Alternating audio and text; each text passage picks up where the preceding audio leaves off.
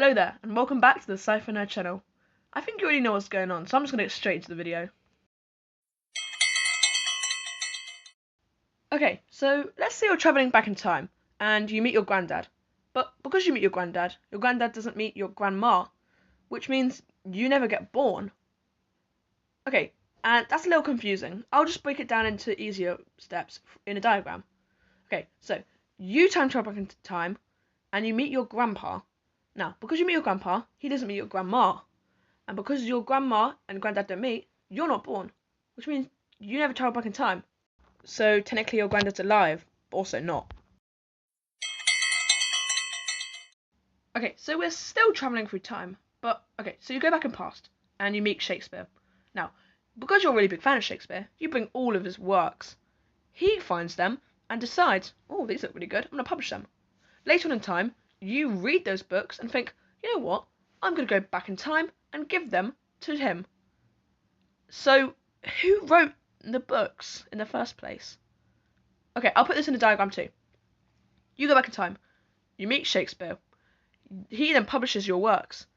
You read the book, go back in time, give them to Shakespeare, and Shakespeare published them?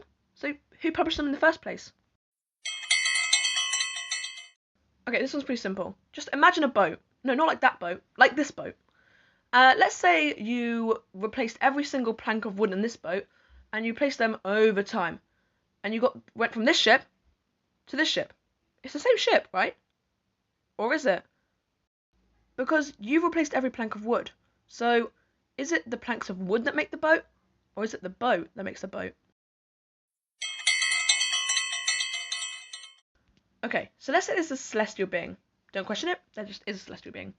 He gives you the choice between two boxes. One has £1,000 and the other has £1,000,000. Now, he doesn't tell you which one is which, but this guy's predicted your choice. He's predicted you only pick the £1,000,000 box, so it placed the £1,000,000 in that box. However, if you pick both boxes, it leaves the £1,000,000 box empty. So should you take both boxes, or just the £1,000,000 one? This is one you need to think about for a while. I know I needed to. So the Fermi paradox is really interesting, and it arises from two main ideas. First, the vastness of the universe. Basically, the universe is so large and old that it's statistically likely that there must be another alien civilization out there. And second, the lack of evidence, basically. So this raises the question, if intelligent alien civilizations are out there, why haven't we encountered them? The utter vastness of the universe means there must be some aliens out there. There are some explanations. For example, the Great Filter hypothesis. So this is the idea that there's some difficult step in the process of life developing into an advanced civilization capable of interstellar communication or travel. These are called evolutionary leaps. And it's been proposed that there's an evolutionary leap that literally no species can make. And this brings forward two interesting ideas. Either that big, great filter is ahead of us, meaning the hardest is still to come, quite scary, or it's behind us, in which case we're alone. Another scary idea is that they're hiding, like avoiding us.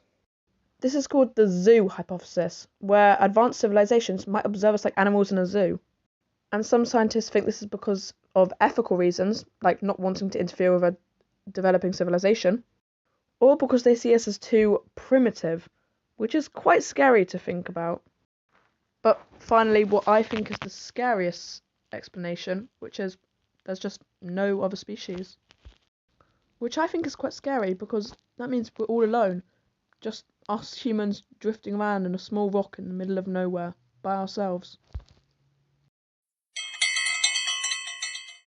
So let's say there's a society which is truly tolerant. Like, they tolerate everything.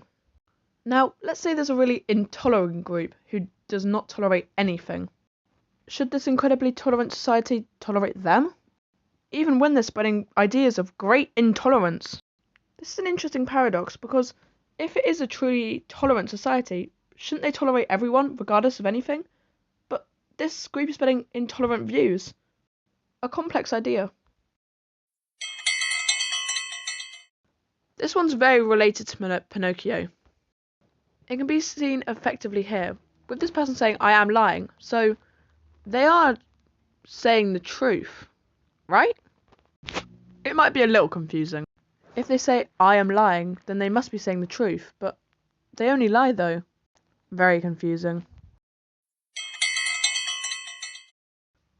Okay, so there's this omnipotent being, yeah? It can do anything. So, as it can do anything, it should be able to create a rock that it itself cannot lift. However, that means there is something it can't do, so it's not technically omnipotent. So it can't create the rock in the first place. This creates a paradox about the nature of omnipotence. Just an interesting thought experiment. And that's the end. I know this video was a bit different because it was about paradoxes and all, but I think I enjoyed it. And I hope you enjoyed it too. Bye! Game over.